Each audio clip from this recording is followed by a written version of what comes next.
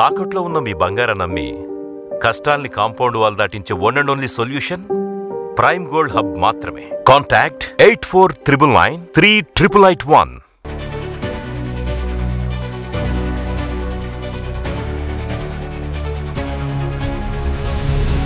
నమస్తే. Prime gold సమర్పించు ఆదాన్ మరో కోణం. నేను మీ ప్రసాద్.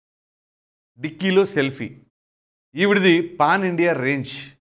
ఇంతకీ ఎవరు ఆ వ్యక్తి, పాన్ ఇండియా రేంజ్ అని ఎందుకు చెప్పవలసి వచ్చింది అనే అంశాలను మీకు ఖచ్చితంగా తెలియజేస్తాను. ఈ వీడియోని ఎక్కడ స్కిప్ చేయకుండా చూడండి. దానికంటే ముందుగా ఇదిగో ఈ పిక్లో కనపడుతున్న వ్యక్తి పేరు మీరేమనుకుంటున్నారో ఖచ్చితంగా తెలియచేయండి.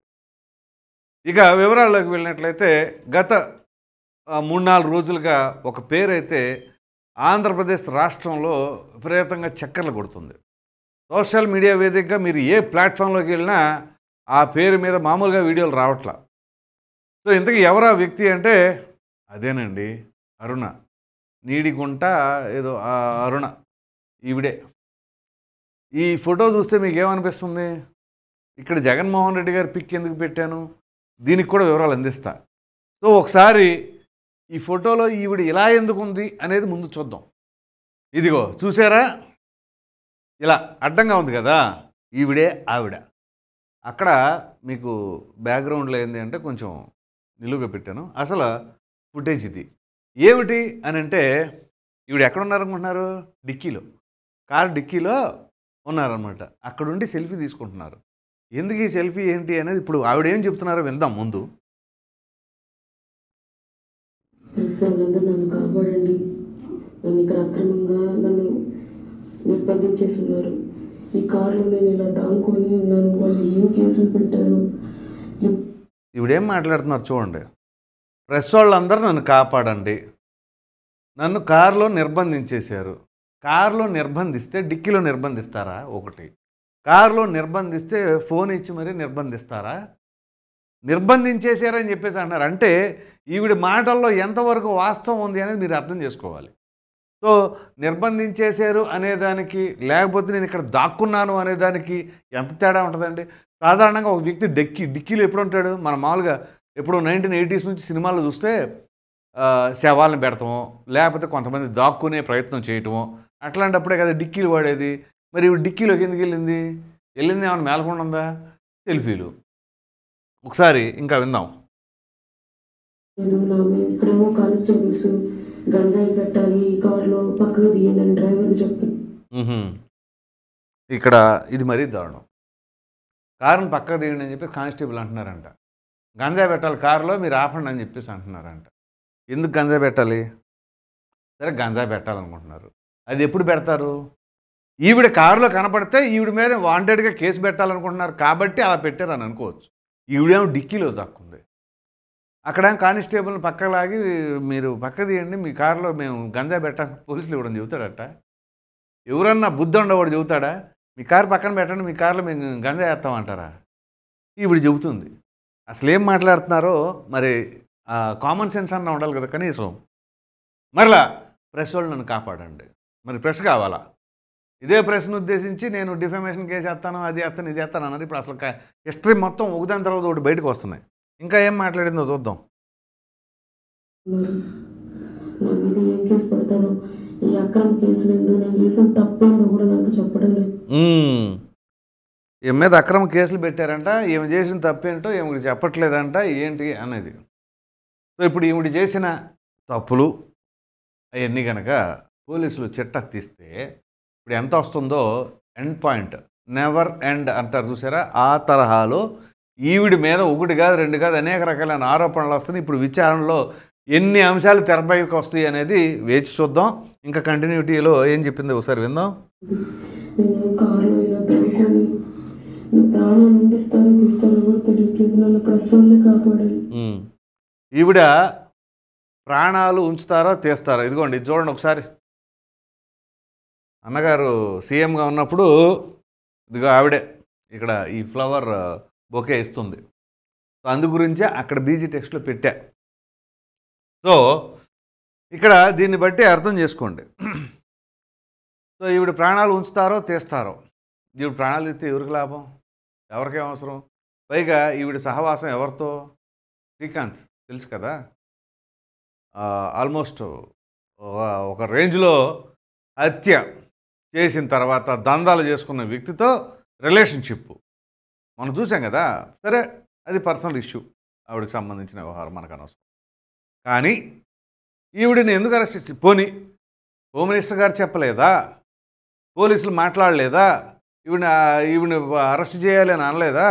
పబ్లిక్గా వచ్చిందే కదా ఇష్యూ అది. ఇంకా ఈవిడ అందుకు వచ్చింది కాబట్టి డిక్కీలో దాక్కుంది. ఇప్పుడు ఈవిడ డైరెక్ట్ కారులో వెళ్తా ఉండగా ఆపి ఈవిడితో మాట్లాడితే వెనకాల నుంచి వేరే కానిస్టేబుల్ డిక్కీలో గంజా ప్యాకెట్ దోసేసాడు అనుకోండి, అది వేరు. ఈవిడే డిక్కీలో దాక్కుని గంజాయిలు వేస్తారంట, కారు పక్క దిమ్మంటున్నారని మాట్లాడుతున్నారంటే దీన్ని బట్టి అర్థం చేసుకోండి. ఈవిడ పైన ఒకటి కాదు రెండు కాదు అనేక రకాలైన ఆరోపణలు ఉన్నాయి. వాటితో పాటుగా ఈ కులం కార్డు వాడేస్తుంది. ఇప్పుడు ఆ కులం ఏంటి అంటే ఈవిడ దళితురాలు అని ఇక్కడ ఆల్రెడీ అక్కడ ఓసీ కమ్యూనిటీగా మరొక చోట సర్టిఫికేట్ తీసుకోవటం.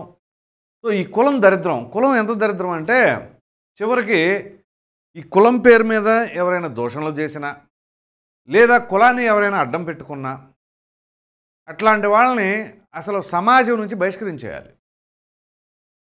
ఎందుకంటే వీళ్ళ నేరాలకి వేరే వేరే తప్పులకి కులాన్ని అడ్డం పెట్టుకుంటే ఖచ్చితంగా వాళ్ళని బహిష్కరించేయాల్సింది.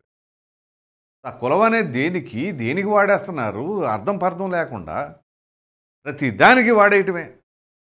సో ఆ కులం విషయం, ఆ సర్టిఫికేట్ సంగతి అలా ప్రక్కన పెడితే ఈ పాన్ ఇండియా రేంజ్ అని ఎందుకు చెబుతున్నామంటే ఇప్పుడు పోలీసులు అదుపులోకి తీసుకున్న తర్వాత ఈవిడికి సంబంధించిన వ్యవహారాలు ఎన్ని బయటకు వస్తున్నాయంటే, పైగా ఇప్పుడు ఈ ఫోన్కి సంబంధించింది కానీ అందులో కాల్ డేటా కావచ్చు, దానిలో ఉన్న ఆ ఇమేజెస్ వీడియోస్, అందులో కొన్ని న్యూడ్ వీడియోస్ కూడా ఉన్నాయి అన్నట్లుగా సమాచారం. బట్ నాట్ ఎట్ కన్ఫర్మ్, ఇంకా కన్ఫర్మేషన్ రాలేదు, కానీ వార్తలు అయితే వస్తూ ఉన్నాయి. అలాగే ఈవిడికి ఈ సెటిల్మెంట్లు దందాలు ఇవన్నీ ఎక్కడెక్కడ అంటే మహారాష్ట్రలో ఉందంట, తెలంగాణలో ఉందంట, అట్లాగే మనకి ఏపీ అంటే చెప్పేది ఏముంటుందిలే కానీ తమిళనాడులో ఉందంట, కర్ణాటకలో ఉందంట.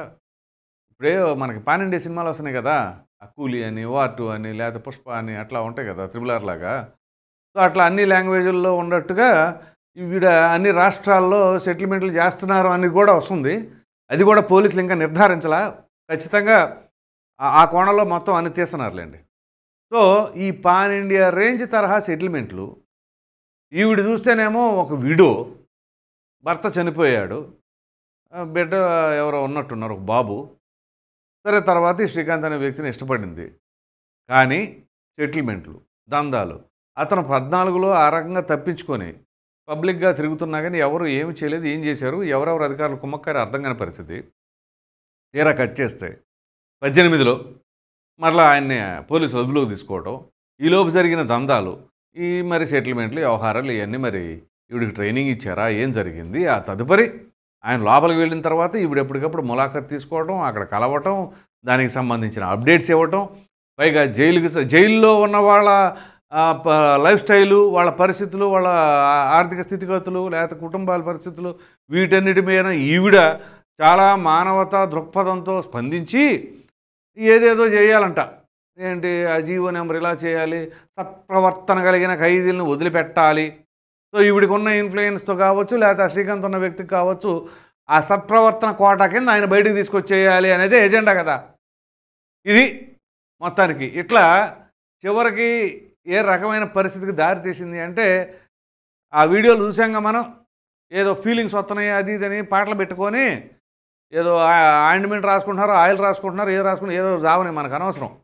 కానీ ప్రజలకు ఏమి ఇవ్వాలనుకుంటున్నారు మెసేజ్, ఈవిడ మళ్ళీ ప్రెస్ కాపాడాలంట. ఏం చేయాలి ప్రెస్, మీరు ఆయిల్ రాసుకుంటే తీయాలా, లేకపోతే మీరు ఎట్లాంటి ఏంది గంజాయి పెడుతున్నారని చెప్పి చెప్పాలా? గంజాయి పెట్టే ప్లేస్లో నువ్వే ఉండవు, ఇంకేడ పెడతారా గంజాయి, ఇలా ఉంటుందన్నమాట. కాబట్టి పోలీసులు కొంచెం లోతుగా దర్యాప్తు చేయండి, విచారణ చేపట్టండి. ఎన్ని ఆసక్తికరమైన అంశాలు ఉంటాయో మొత్తం వీలైనంత వరకు బయటికి తీసి ప్రజల్లో ఎండగట్టండి. పైగా ఇక్కడ జగన్మోహన్ రెడ్డి గారిది ఈవిడ బొకే అంత దగ్గరగా వెళ్ళి ఇవ్వటం, సాధారణంగా ఆయన ఏదైనా యాత్రల్లోనో ప్రచారాల్లోనో ఉన్నప్పుడు గబక్కన అట్లా ఇస్తారు, అది వేరు. కానీ స్పెషల్గా ఇదిగోండి ఇక్కడ గేట్ ఉంది, ఇక్కడ వరకు వచ్చి జగన్మోహన్ రెడ్డి గారికి ఆవిడ బొకే ఇచ్చింది అంటే మొత్తానికి ఎంతో కొంత ఆవిడకి ఇన్ఫ్లుయెన్స్ ఉంది, దాంట్లో మొహమాటమే లేదు. సో ఆ ఇన్ఫ్లుయెన్స్ ఉంది కాబట్టే చక్కగా బొకే తీసుకొని వచ్చి జగన్మోహన్ రెడ్డి గారికి ఇవ్వడం జరిగింది. సో పక్కాగా రాజకీయంగా పలుకుబడి ఉంది. రాజకీయంగానే కాదు, అధికారుల దగ్గర కూడా చలామణి అవుతుంది ఈవిడ. ఎంత చలామణి అవుతుంది అంటే, ఒక ఎస్ఐ తడ పోలీస్ స్టేషన్కి ట్రాన్స్ఫర్ కోసం ఈవిడిని గట్టిగా మరి అడిగాడంట. మరి అది ఒక విచిత్రమైన వార్త. సో ఇట్లా ఈవిడికి సంబంధించినవి మాత్రం రోజు రోజుకి చాలా ఆసక్తికరమైన అంశాలు వస్తూ ఉన్నాయి. ఇంకా పోలీసులు ఇప్పుడు ఆ వీడియోలు ఇంకేమేమి ఉన్నాయి, ఎవరెవరితో లింకులు అనేది కూడా మొత్తం విచారణ జరుపుతున్నారు. మరి చూద్దాం ఎటువంటి విషయాలు బయటకు వస్తాయి ఏంటి అనేది. ఈ వీడియో పైన ప్రధానంగా డిక్కీలో సెల్ఫీ ఎవరు ఈ అరుణ తీసిన దానిపైన మళ్ళీ దానికి కులం కార్డులు, ఆ కార్డులు, గంజాయి, ఇది అది అని చెప్పేసి చెప్పటం, మరి జగన్మోహన్ రెడ్డి గారితో ఆ విధంగా ఫోటోలు, వీటన్నిటిపైన మీ అభిప్రాయాన్ని కామెంట్ సెక్షన్లో తప్పకుండా తెలియజేయండి. Thank you.